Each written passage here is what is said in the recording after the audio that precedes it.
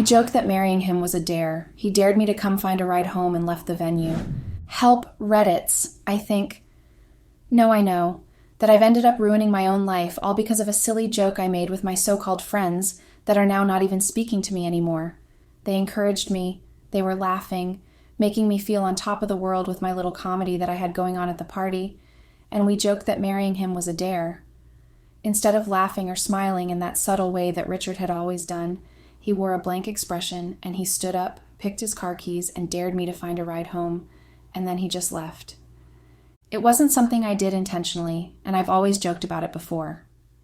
Richard's replies had always been a silly remark to what I say, and then we end up having a little playful banter between us. But it was very different this time, and I thought maybe it was because I said it in front of a lot of people. Maybe that's why he was upset, but I didn't think of it as a big deal. Our friends had been part of our lives from the beginning, so I thought joking about something like that in front of them wasn't exactly a big deal. But Richard's reaction had been totally unexpected, especially after I found my way home, when he did indeed leave me stranded at the party. But that's not even the major thing anymore. Immediately I got home and Richard saw me. He had gone and done something very shocking, which is now not only ruining my marriage, but everything else. Richard found out about the one thing I had sworn to myself that he would never find out, the one thing I thought that was perfectly safe and would remain confidential between my friends and I, and Evans. My affair. Richard found out about my affair, and now he's so angry and wants nothing to do with me. I didn't mean to cheat on Richard, to be honest, and he was never part of the plan from the beginning. He was just a mistake that happened some months ago. Well, I believe that this is a safe space to talk about my honest feelings and the honest truth, so I'll be very honest.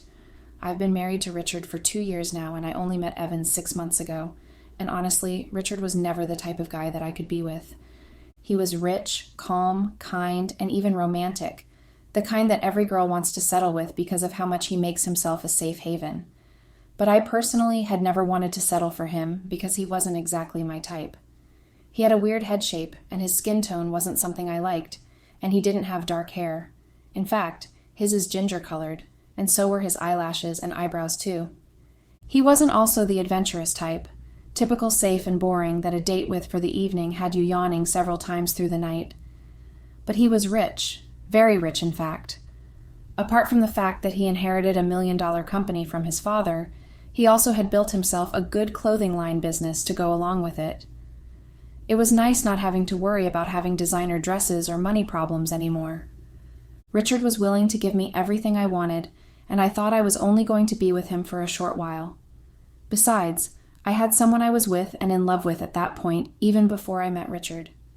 Don, my ex-boyfriend, he knew all about Richard right from the start, and we both planned to extort Richard together. But eventually, Don had bailed out on me. He made away with the money I kept with him, a money I lied about starting up a business, but not having the needed capital just so Richard could give me the money. Don had convinced me to give him the money so he could keep it for us, but in the end, I found out that he was cheating on me with another girl and had only wanted to use me. I ended things with Don and focused on just extorting money from Richard, who thankfully didn't suspect my relationship with Don. But a few months later, Richard proposed marriage to me.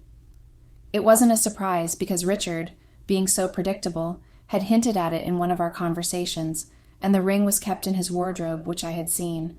I told my friends who knew all about the whole reason why I was with Richard in the first place, and they teased me about it. Then playfully they had dared me to marry Richard if I think I can, and I had taken them up on the offer. And so when Richard had gone down on his knees days later at the surprise birthday party he planned for me, I said yes. Richard allowed me to plan our wedding and organize everything the way I wanted to, and I did so to the tiniest detail. Our wedding was perfect, and even though my friends kept snickering and making comments on Richard's looks, and I laughed with them, the wedding was still perfect. We went on a little tour for our honeymoon, and it was really nice.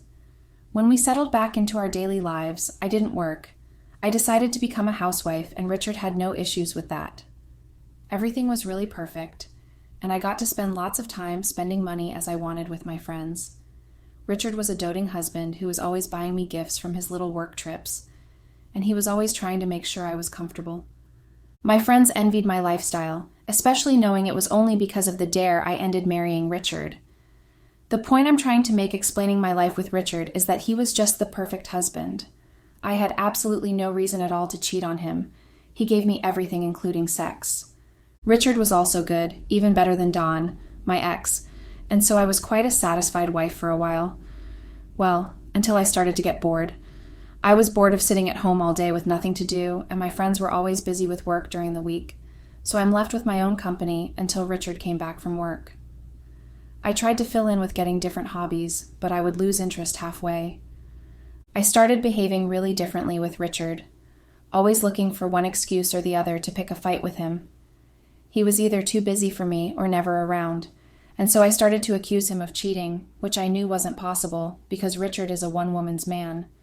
But whenever I did pick these fights, Richard would get so disoriented and cancel his trips or come home early just to apologize or do things like gifting or taking me out to ease my mind. It was working, so I continued for the next months like that until Richard just suddenly stopped. Whenever I complained or accused him, instead of rushing home like he would usually do, he wouldn't even bulge. He would stay at work until he was ready to come home, and when he did come home, he ignored me completely. I tried different ways, and when it wouldn't work, Richard wouldn't give me his attention. I got really desperate. I thought he wasn't attracted to me anymore because I was starting to gain lots of weight from sitting around doing nothing and just shoving down junks. So I registered with a personal trainer at a gym close to my house. My personal trainer was Evans. When I got introduced to Evans at the gym, I was speechless and stammered through my words. Evans is very handsome, a pure contrast to Richard. He had those dimples on his cheeks that deepened when he talked and went even more deeper than you could possibly imagine when he smiled or laughed. He had a built body, too, that one that a female would have wet dreams because of. He was so fair with his dark hair and dark eyes, and he looked like Dawn, only a better and more handsome version of him. I liked him instantly when I met him, and my head started to make comparisons between him and Richard immediately. I tried, believe me, I tried to stay away from Evans, but it was more like trying to keep a child away from too much candy, knowing it would harm them. Evans was physically my kind of guy, but emotionally definitely not. But he tricked me into believing he was. The way he would smile at me whenever I visited the gym, the way he did with every girl in the gym, I know because I kept watching him. The way he put his hands around me to help me with equipment that I was already familiar with. The way he had this look in his eyes when he stared at me. But I guess he stayed away because of my wedding ring. He said so one day when he had jokingly said my husband was really lucky to have me. And when I asked him how he knew I was married, he simply pointed to my ring, which I stopped wearing to the gym after that day. Evans's looks and touch made me feel really sexy. I was attracted to him. There was no denying that fact, and I guess Evans knew that too because he eventually made his move. And when he did, I didn't even try to resist him. That day, I decided to go earlier than usual to the gym, just because I wanted to get to see him a few hours before the gym opened properly. And I got there when he was cleaning up the gym. Evans kissed me for the first time that morning, and I didn't even try to push him away or do any of the things a married woman being kissed by a man who wasn't her husband should have done. And I'm sure it would have gone further than that if another trainer hadn't showed up to help him open up the gym. From the look he gave us, he definitely knew something had gone on between us, but I didn't care. I started to look forward to an alone time with Evans, and that day came when Richard had to leave town again for another meeting. So I invited Evans over with an excuse of training. As you may have guessed, we slept together that day for the first time, and to be honest, I felt no guilt. Not at all. I felt like I was doing the right thing, and I did think that until the day I realized I was caught. I was only trying to make up for my husband's absence, which was mostly caused by my nagging and also business. But at the time, I felt it was only Richard's fault, and I blamed him completely for making me want another man to the extent of sleeping with him. I felt like I was punishing him for his doing, and I never knew that it was the other way round, like a picture turned upside down and being viewed that way. After that first time, Evans and I continued our act of indecency. It was fun, thrilling, and absolutely exciting just to do the things I wasn't to be caught dead doing. Having sex in the weirdest places and positions all the time with the scary thoughts that someone could walk in any time was quite adventurous. and the kind of fun I wanted to keep me from losing my mind, trying to get Richard to be the man he was from the beginning. Funnily, Richard only stopped apologizing all the time, knowing he wasn't at fault, and he still came home when he could. He bought me gifts, sent me text messages, and was always still giving me money even when I didn't ask for it. But it still didn't satisfy me. I wanted everything, and I guess you can say I was greedy. I agree. My affair with Evans definitely affected my relationship with Richard, and I stopped having sex with Richard at some point. Sometimes too drained from having too much sex with Evans, or too sore from it to have sex with Richard, so I would make up excuses all the time until Richard eventually stopped asking, except on days I decided to sleep with him. He never refused me, and when I told my friends about Evans and I on a girls' night after about a month of being with him, they were pretty excited and asked me for more details. We had drunk some wine and were relaxing, talking about love and life, and they were discussing how much they envied my relationship again.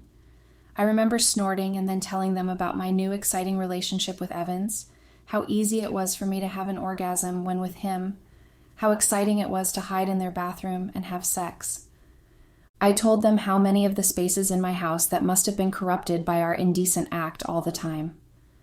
My friends didn't try to discourage me or even pretend to worry about Richard, and I guess they were happy that my relationship wasn't all that perfect too. But I couldn't have guessed because I felt they were only supportive of me and my devious ways. So every time they asked for some juicy details about my sexual life, I was always so willing to part with it. But I guess karma was called a bitch for that reason, and whatever goes around surely would come around. Because what I thought was perfectly safe and hidden from Richard eventually got out in the open, and in a way that had been dramatic and very embarrassing. Even more, life is destructive. One of my friends had decided to celebrate her promotion at work. It was something big and something she's been working hard for years to get, and she finally got it. Even though we both knew that her working hard meant sleeping with anyone who could help her get the promotion, it still paid off eventually, and she had gotten it. She hosted a party at a popular restaurant and had invited us all, and apparently we had to come with someone. I couldn't exactly invite Evans because I was scared. Richard knew all my friends and his friends were definitely going to be there at the party because we all related so well. So to avoid suspicion, I decided to go on my own, and I had invited Richard to go with me, but he refused, putting up some excuse about work. So I went on my own, determined that he wouldn't ruin my fun with all of his moods, especially the one he developed over the course of the week. He rarely came home, and when he did, he never brought home my gifts like he would usually do. He'd proceed to ignore me instead and hide in his study all day. I didn't pay much mind to it, and I had enough distractions with Evans and kept our relationship as quiet as possible. So I went to the party in one of the newest dresses I got, and my new shoes and matching jewelries to go along. I wanted to give my friends something to gush about again, simply because I enjoyed them envying me. And honestly, the party went well from the start, with everyone drinking and eating something while socializing. We were all teasing each other, and when I was asked about Richard, I lied that something came up at work and he had to bail. But halfway through the party, Richard made me into a liar because he showed up. Richard ignored me completely throughout the party, and he didn't take any drinks like the others did. Just sipped his water while making conversations with our friends, except me. I wanted to get his attention, so I laughed out loud, flashed my eyes, danced, and drank like a fish. I hoped Richard would look my way, or stop me, but he never did, and just continued ignoring me completely. Eventually, I decided to do something else, something I was sure would get his attention. So I made a joke that involved him. The usual joke I said at home whenever we were teasing each other. I mentioned the bet my friends and I had made, and then my friends laughed and continued telling the story of how they had dared me playfully to marry Richard. Everyone laughed except Richard, and he had a blank look on his face. Eventually, he just picked his keys and told me, "I dare you to find a ride and come home." And then he just left like that. Shocked by his reaction, I tried to mask it as something unserious to our friends, even though I was wondering what had happened. Eventually, I made up some excuse and left the party too. It wasn't easy getting a ride because it was late. So I called Evans to pick me up and drop me home, which he had grudgingly done because I apparently interrupted his beauty sleep. When I got home, Richard wasn't in his study as usual or on the bed sleeping. He was in the living room, as if waiting for me to rise to his challenge and actually come home. He said nothing at first when he saw me, and then he threw me a thick file. Confused, I checked inside the file and I got the biggest surprise of my life. Coupled with a divorce paper already signed by Richard were pictures of Evans and I in the gym, at home, and everywhere else we had ever carried our indecent acts before in rather compromising positions. One of the pictures even had us completely naked and his apartment against his sofa having sex. I couldn't believe my eyes, and I tried to say something, but no words formed in my brain. For a moment, it felt like I had some cognitive defects. The alcohol that made me tipsy seemed to have cleared, and I was perfectly aware of my surroundings, only my brain wasn't processing any sort of speech. Evans smiled crudely, seeing my reaction, and then he said to me calmly that he had known all week. He apparently had his suspicions before that, and had hired a private investigator to find out about my affair. They had brought him all that incriminating evidence, and he told me he was wondering why I married him, when I obviously found it easy to cheat on him. He realized the truth when I made that joke again about the dare my friends and I did. He realized then that I didn't love him and had only married him for that reason. I kept shaking my head and crying, trying to explain, but words seemed to really elude me. Richard told me he never wanted to see me again, and he didn't care where I went as long as I was gone from that night onwards. He meant business, because when I wouldn't leave, still crying, he threw out my luggages and eventually pushed me out with it that cold night. I had to get a hotel nearby to stay for the night, but the same couldn't happen the next day because apparently my card stopped working. I knew it was Richard's handiwork, and I tried going back to the house, but Richard wouldn't let me in. He even changed the locks and everything else. And then, as if to prove that he was really angry and vengeful, Richard had done another thing 2 days later. He sent the pictures of Evans and I to the group created for us and our friends, and everyone was shocked and started to express their minds about me in very insulting ways. Even my 2 so-called best friends were pretending like they never knew anything too. It was really devastating, and Richard was still not done with that though. He also sent the pictures to my family and his too, with an announcement that he was getting a divorce. My mom hasn't said a word to me since then, and so have my aunties and siblings too. They all have been avoiding me and staying away. My friends blocked me and no one was willing to let me stay with them while I tried to work things out with Richard.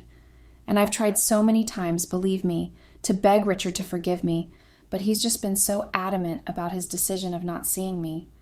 His security keeps throwing me out of the building whenever I try to sneak into his office just to see him. I've sent him several texts apologizing over and over again, telling him how foolishly I've behaved and how hard I've learnt my lessons. I've called more times than I can count over this past 1 week too, but nothing from Richard. Nothing at all. And I really am desperate to get back with Richard. I know you guys might not believe me now, especially not after everything I've done, but I really love Richard. I do. And I want to make amends, and I don't mind if I have to make up for it for the rest of my life beside him. But I really love Richard, and I want things between us to work again. I love him. I love him so much, guys. Please help me. You're my last hope. No one is replying or wants anything to do with me again. Talk less of begging Richard on my behalf. I really don't want to lose him, so you guys have to help me, please. Update. Hello, Reddits. It's been a while since I first posted here, desperately seeking for some help with my current situation.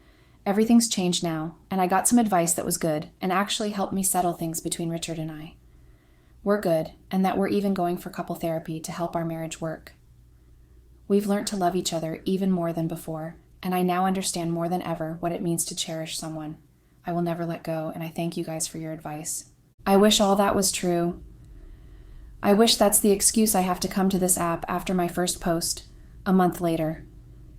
I wish all that I had written above is true. That my life is not the mess that it is right now, and that it isn't the awkward remains of the ruins I've managed to create all by myself.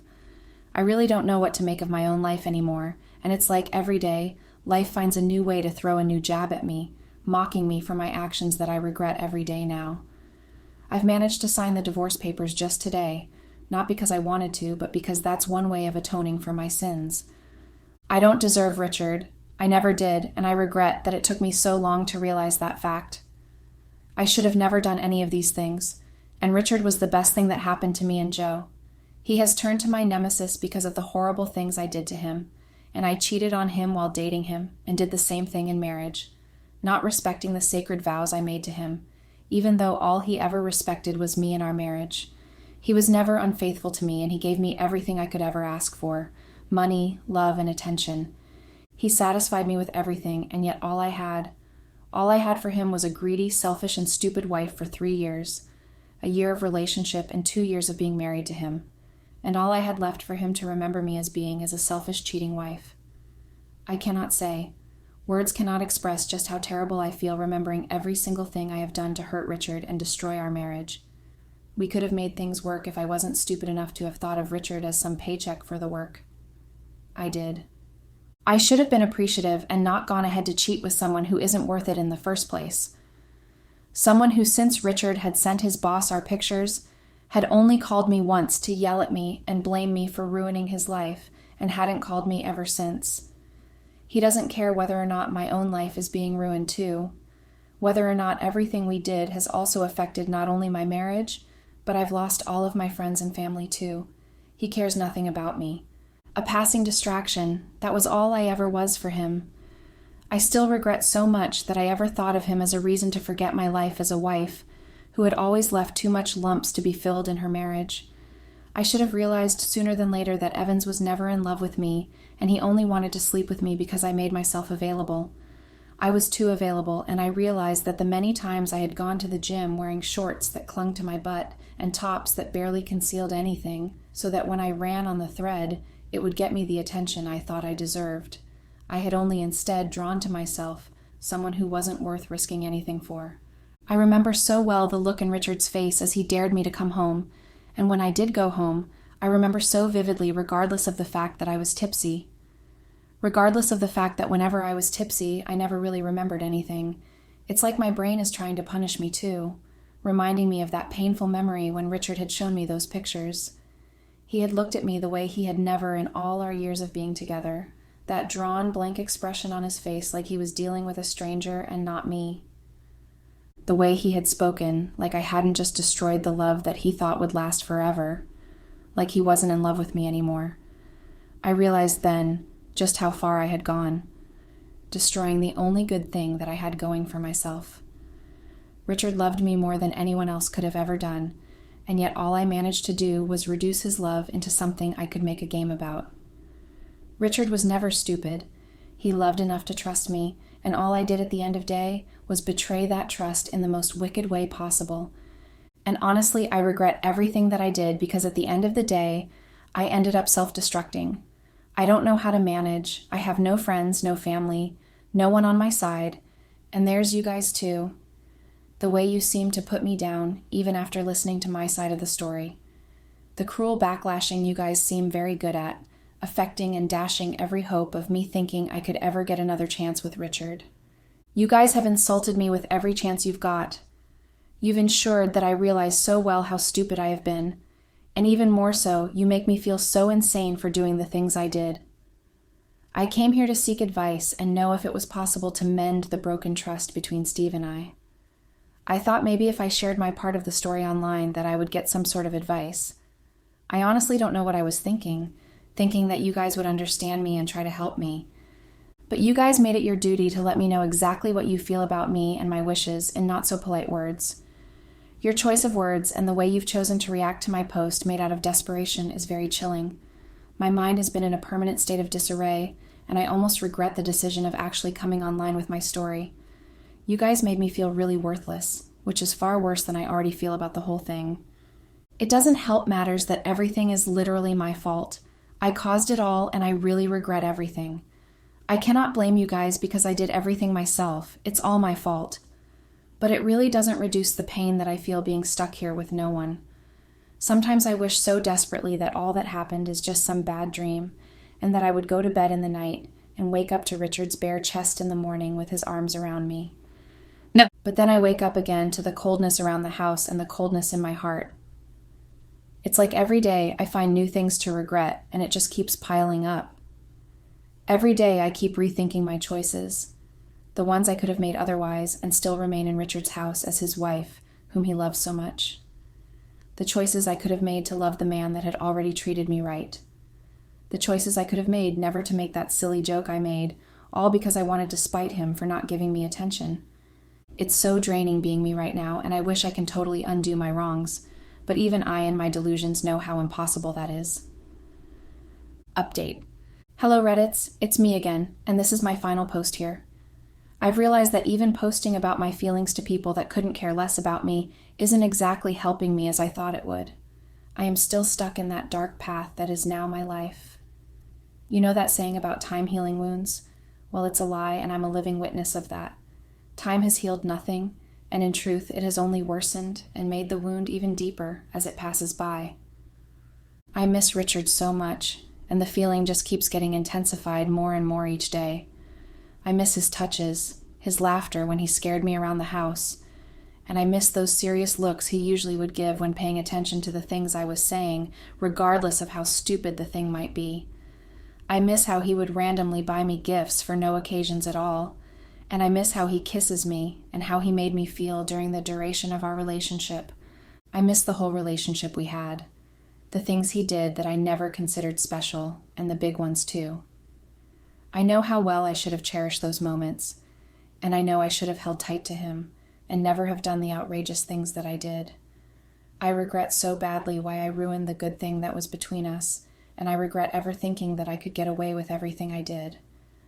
I regret the stupid reasons why I did the things I did, because at the end of the day, I still ended up unwanted by the one person I craved so desperately. I regret ever thinking that I could get Jason to look at me the same way he did after finding out about what I had done with his brother. I regret thinking so badly and making bad choices, and I regret the fact that I'm no longer married to the man I love.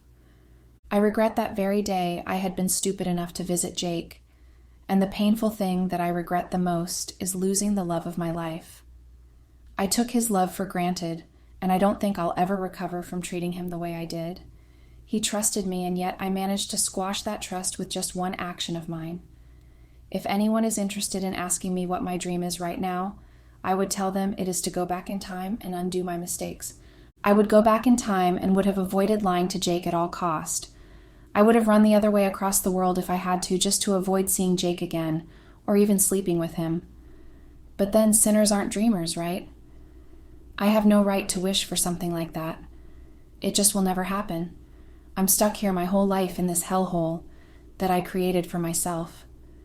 I'm now stuck with myself alone, and my guilt and my almost empty room, save for the only tiny bed in it and suitcases for company. Everything is gone, just like that. I've ended my short marriage because I was selfish and too stuck up in my own head to see what was right in front of me. I have ended up self-destructing in the most horrible way, and it feels painful to watch everything that was my life not be mine anymore. I have no family, no friends, and now more definitely, no Jason. I understand far better now what it means to be lonely. In fact, I'm sure I'm the exact definition of that word. I'm surrounded by silence every day in my tiny apartment that I managed to rent with the last money on me, and the only noise around me is the one in my head. I'm haunted every day in my dreams and in my mind when I'm awake by the horrible things I did to ruin my own life. I keep wishing that I have a second chance to fix things, but I know that's an impossible wish, because life doesn't do do-overs, and I'm certainly not the best candidate to be selected for a second chance. I'm sure that whatever God is out there definitely sees me as one of the best candidates for hell instead of a chance to do things over. Although they wouldn't need to bother about that, because my life on earth presently is the perfect interpretation of hell on earth. I'm so lonely, I'm going almost insane from having to think about the same things over and over again. It feels so unfair, but yet I know that it isn't because I caused it. I ruined my life, and I will forever regret my actions and choices. I know you guys think I'm crazy coming here and talking about how crazy my life has been, but it's just my true feelings, and apparently, there's nowhere else I can share it. Not anymore. I've lost that chance, and apparently I have done so forever. I hope you guys learned something, and if not anything, learn that you will probably end up as miserable and as fucked up as I am right now if you take the same footsteps that I did. Well, thanks for at least reading through my story, even though you dislike me. It's at least a far cry from my physical life where no one wants my version of the whole thing, be it good or bad. Thanks and goodbye.